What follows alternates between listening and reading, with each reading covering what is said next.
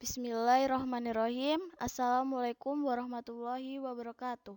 Kami dari kelompok 1 PBAE akan menyampaikan materi dengan judul korelasi, yakni untuk memenuhi tugas mata kuliah metodologi penelitian pendidikan kuantitatif.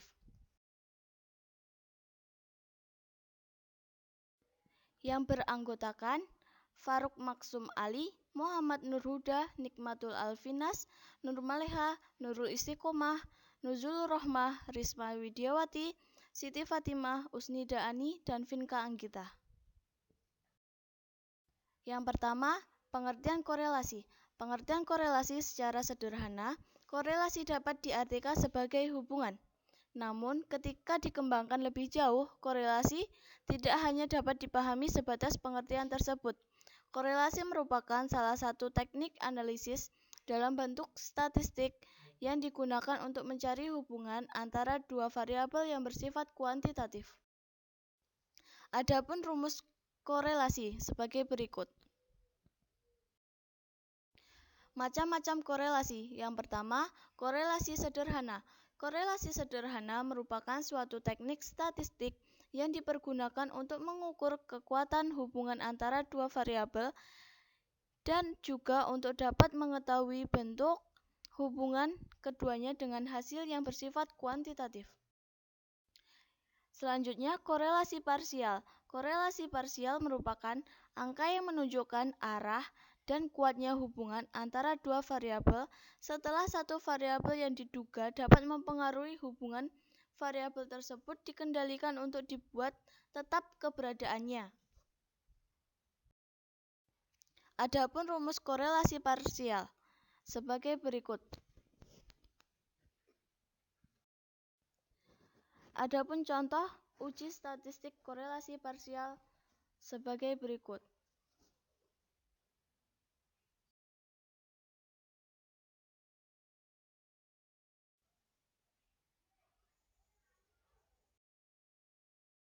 Selanjutnya, korelasi ganda.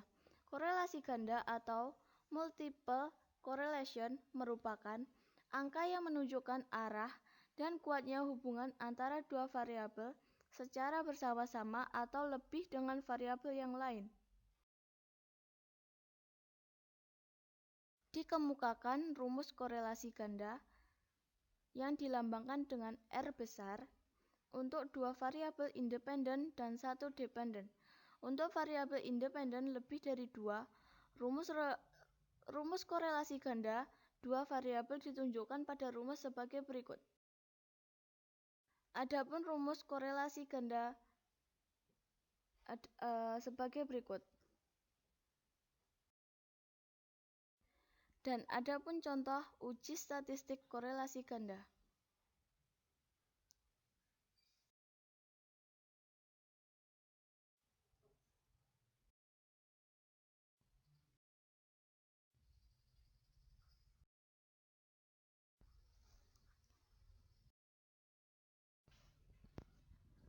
Selanjutnya yaitu korelasi koefisien pi.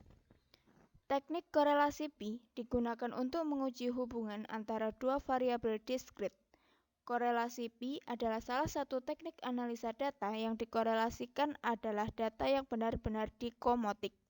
Dengan istilah lain, yaitu variabel yang dikorelasikan adalah variabel diskrit murni. Misalnya, laki-laki, perempuan, hidup, dan mati. Adapun hal yang harus diperhatikan dalam korelasi ini yaitu hanya digunakan untuk tabel 2x2. Tabelnya sebagai berikut yaitu kategori P ubah 2 dan kategori P ubah 1. Selanjutnya itu rumus korelasi koefisien pi. Sebagai berikut yaitu analisis untuk menguji hipotesis korelasi pi. Koefisien pi harus ditransformasikan terlebih dahulu menjadi chi-square terlebih dahulu yang kemudian nilai chi-square hasil perhitungan yang digunakan, yaitu sebagai berikut. Korelasi poin visceral. Teknik korelasi poin visceral adalah salah satu teknik analisis korelasional bivariat yang biasa digunakan untuk mencari korelasi antara dua variabel. Variabel yang Variabel 1 berbentuk variabel kontinum, misalnya skor hasil tes. Sedangkan variabel 2 berbentuk variabel diskrit murni, misalnya betul atau salahnya calon dalam menjawab soal tes. Selanjutnya yaitu korelasi produk momen. Korelasi produk momen atau lengkapnya product of the moment correlation adalah salah satu teknik untuk mencari korelasi antara dua variabel. Teknik korelasi ini dikembangkan oleh Carl Pearson yang akhirnya disebut korelasi Pearson. Adapun rumus korelasi produk momen diantaranya adalah sebagai berikut. Dan keterangannya sudah tertera di bawah rumus. Itu korelasi tata jenjang. Korelasi ini dalam dunia statistik dikenal dengan teknik korelasi yang paling sederhana karena tekniknya berdasarkan data oridal atau berjenjang. Yang kuat lemahnya korelasi ini diukur berdasarkan perbedaan urutan kedudukan skornya atau rank of difference. Jadi, bukan berdasarkan pada nilai hasil pengukuran sebenarnya.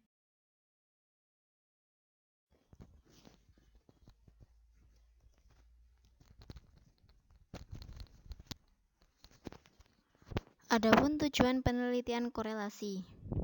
Tujuan umum penelitian korelasi untuk melihat sejauh mana variabel-variabel pada suatu faktor berkaitan dengan variasi-variasi pada satu atau lebih faktor lain berdasarkan pada koefisien korelasi untuk menentukan hubungan antara variabel atau untuk menggunakan hubungan tersebut untuk membuat prediksi. Secara khusus, tujuan dari penelitian korelasional itu sebagai berikut. Yang pertama, untuk mencari bukti terdapat tidaknya hubungan atau korelasi antar variabel.